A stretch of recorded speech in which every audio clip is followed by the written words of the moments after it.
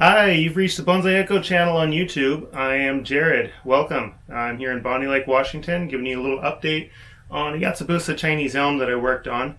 A previous video shows some of the air layering technique that I used on it, and this time we're going to talk about sense separation of the air layers, what the rest of it looks like. So it's recovered quite nicely and is starting to bud out from a lot of this trimming that I've done on it. In normal Chinese elm habit here, it's starting to do some leafing out on other spots that I didn't expect it to do it.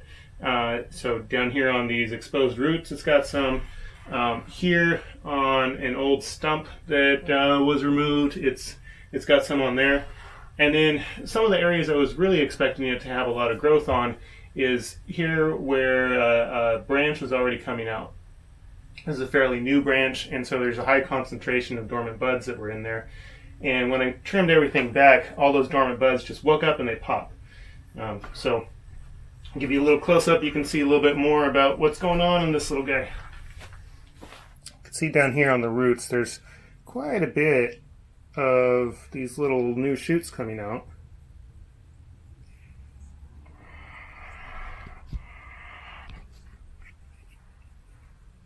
Especially as we get to over on this side, this large thick root here has these nice little buds growing out of it. I'm not going to actually use those in the design, I don't believe. Buds everywhere from there.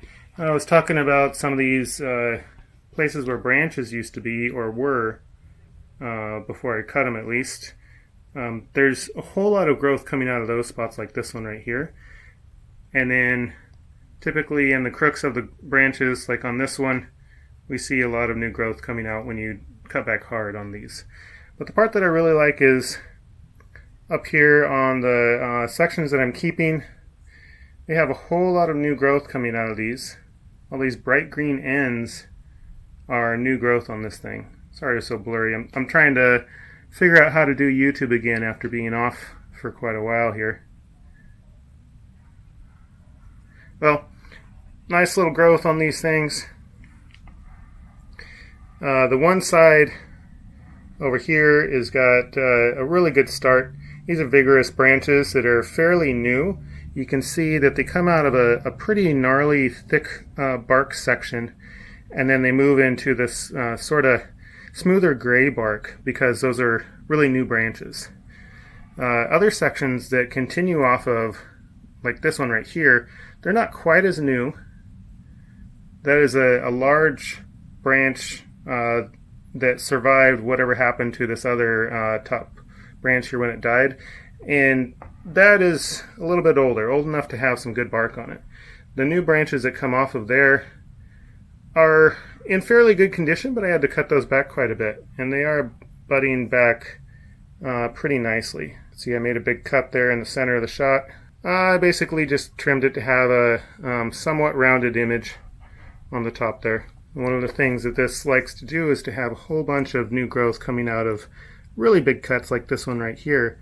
This one had, well, it had a branch that I wasn't going to use very much from it. But you can see just how thick the bark is on this. The bark is a good 1/4 inch to a 1/2 inch thick, depending on where you're looking at. And it's got some really craggy, sort of rough bark to it. Neat little tree in any case. Well, so what I'm planning on doing with this little tree is continue to let it get bushed out, especially on this other higher section. I want that to be pretty nice and rounded, full at the top. I have some carving I'm going to go in and do at some point. I'm going to hollow out this. I don't really need these little new growths out of there. I decided I wanted to be able to look through that section quite a bit to be able to see this deadwood. If you're new to my channel, one of the things that you may have noticed is that I haven't been talking about a front yet, because I don't really worry about a specific front on my bonsai. I like to be able to turn them around and see all of the different sides, all the different things going on a tree, as if it was something growing in nature that you could walk around. I notice in bonsai, one of the artistic principles is to design an image based on the best side, with the best angles, and all of the best pieces that you can. But still, that limits it to just a two-dimensional plane on a three-dimensional object, which is an interesting way to do it. And it's not the way I do it, so don't bother with the front. So what I just did is I went and picked through real quick some of these new little shoots that I don't really need, and this is something that is an ongoing task that I have to do with this tree, or really anything that buds back like this that's a deciduous tree. There are a lot of other evergreens that will do this as well. Elms, though, in particular, which are actually, depending on where you live, they can be semi-deciduous, meaning that they don't always drop their leaves. So if you're with a Chinese elm in a subtropical climate, say Florida, you may see that you never really lose all of the leaves on an elm, Chinese elm. So this one being a Pacific Northwest grown tree, it will lose all of its leaves. They'll turn a nice clear yellow color, and then they'll all fall off for the year. So that is something that allows me to get in and clean it up really well. Makes it easier to do some dormant spray for any overwintering pests. With this sort of thick, chunky bark like this, with all these fissures and everything, it's a really great home for overwintering insects. And I don't want to have this one be the one that houses everybody that's going to eat the trees in springtime. So I'll do a good spray over this whole thing. I am looking forward to the carving. I'm going to have a large section here on this side. This whole chunk of wood here is going to get some carving done to it. I had already started a little hollow on this point right here. So that's going to have a hollow in through it that'll probably attach to this hollow into that. It'll be just a nice kind of broken out section. Chances are in the future I'll have that hollowed pretty far into this trunk, but it goes in stages. I don't need this to be absolutely perfect right away. Bonsai is a long-term project, any tree that you're working on. So planned patience with different stages planned is kind of the way I've been going. I do roughly 5-year plans. So within 5 years I hope to have this in a bonsai pot, and I can tell you that'll probably happen in maybe 2 to 3 years. Depends on how it does next year. If it does really well, that might be more like a 2022 nice bonsai pot for this. But we'll see. We'll see how the years progress. If it progresses anything like this tree, I'm going to have a really fun time with it. So if you haven't seen that other video, a little story on this tree, this was discounted because the top had died. It was probably a good 3-foot tree before then. That left this big stump here, and it left some more low branches that were coming out.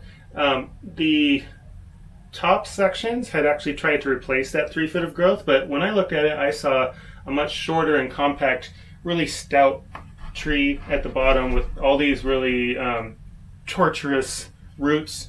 I've been looking a lot more for some really spooky trees for a while, and this one I definitely see being part of the Halloween collection that I have, and I'm going to keep that in mind when I get a bonsai pot for this. I may go a little bit different with the coloring and everything on it. I mentioned that I don't do a front specifically, so any container I put this in will be either a freeform shape or a round shape. Potentially a hexagonal shape or something to that effect, or a lotus pot, but I don't do ovals or rectangles. So I can turn these trees any way that I want, and this is one example that really shows that there's a lot to see when you can turn your tree around. Well, that's it for today. Just wanted to give an update on this little tree. Thank you for watching here on Bonsai Echo, and I look forward to seeing you the next time. Hopefully sooner rather than later. See ya.